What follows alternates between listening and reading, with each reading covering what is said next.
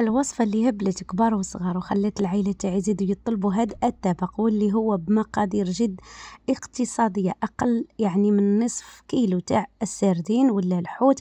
هو انتم درتيو هذا الطبق البنين والاقتصادي بواحد لاصوص من أروع ما يكون.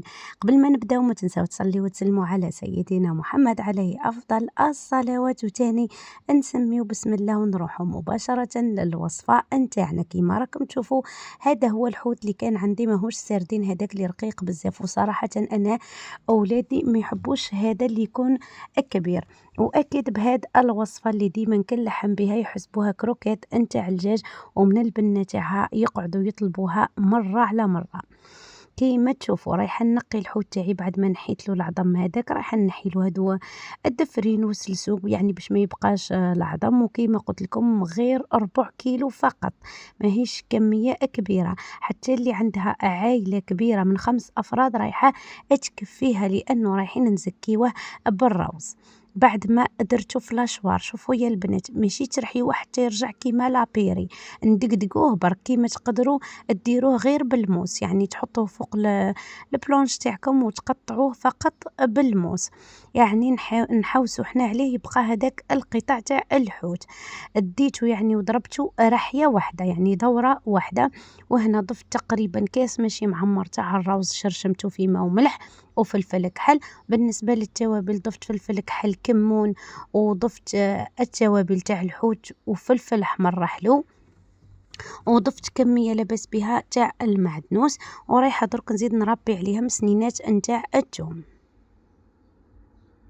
وبالنسبه لاصوص كل وحده والاختيارات نتاعها، تقدروا ديروها كيما درت انا بالبصل احسن تيجي بنينه، كيما تقدروا ديروا صوص طوماط اللي مولفين ديروها يعني في لي بلا هادو تاعكم. نملحوا ما تنساوش الملح. بالنسبة للتوابل ماشي تكتروا البنات، حطوا توابل يعني الكمون وفلفل كحل. توابل الحوت كان عندكم ما عندكمش عادي تقدروا تستغناو عليهم. وفلفل احمر على جلة اللون برك، وملحت وحطيت 2 مغارف تاع الشابلير. على بالكم الحوت كون تكتروا فيه التوابل بزاف تتنحى هذيك البنه تاعو. ضفت صفار تاع بيضه، ورايحه نلم هاد الخليط نتاعي، نعجنو ونلمو. والروز طيبوه يعني بزياده. الحوت يعني راهو مرحي، الروز يزيد يدخل مليح.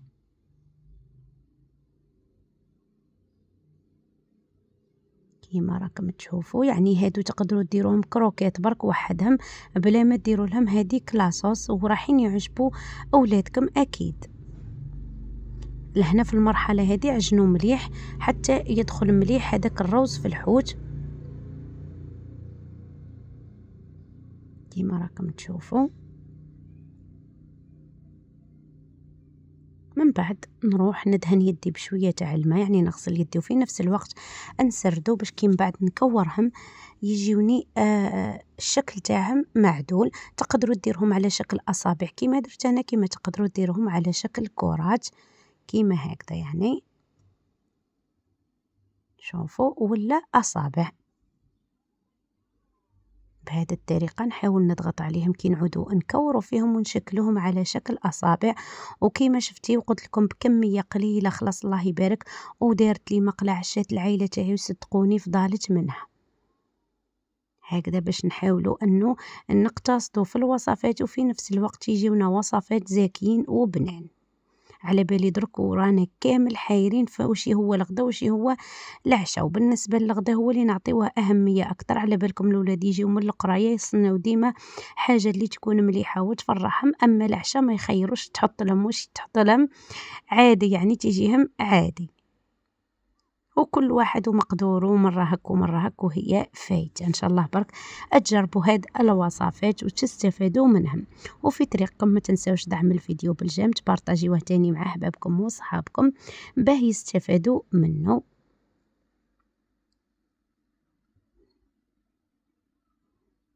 شوفوا الله يبارك جاني زاكي بزاف. نكمل انا نكورهم ونروحوا نقليوهم في زيت تكون قليله سخونه يعني وقليله، يتحمروا لي هذوك لي كروكيت. ومن بعد كي يتحمروا نروح في نفس المقله هذيك نوجد البصله تاعي او لاصوص.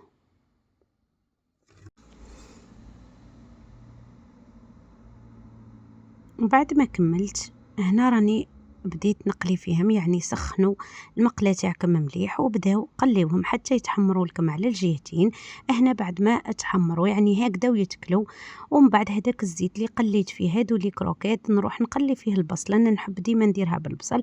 شوفوا تجيكم زاكيه وفي نفس الوقت بنينه. واللي تحب يعني تستغنى على البصل وديرها غير صوص طوماط، دير زوج حبات تاع طماطم تقليهم مليح في الملح وشويه تاع الزيت، وتمرق بكويس نتاع الماء وسنينات نتاع الثوم. انا هنا بعد ما تقلى لي البصل وتكرمل يعني ضفت هذيك الحبيبه صغيره تاع طماطم وثلث سنات نتاع الثوم، وحطيت ملح وفلفل كحل ومغرف صغيره تاع طماطم، وعلى راس المغرفه هريسه طبعا اللي ولادها ما يحبوش الحار تستغنى عليها.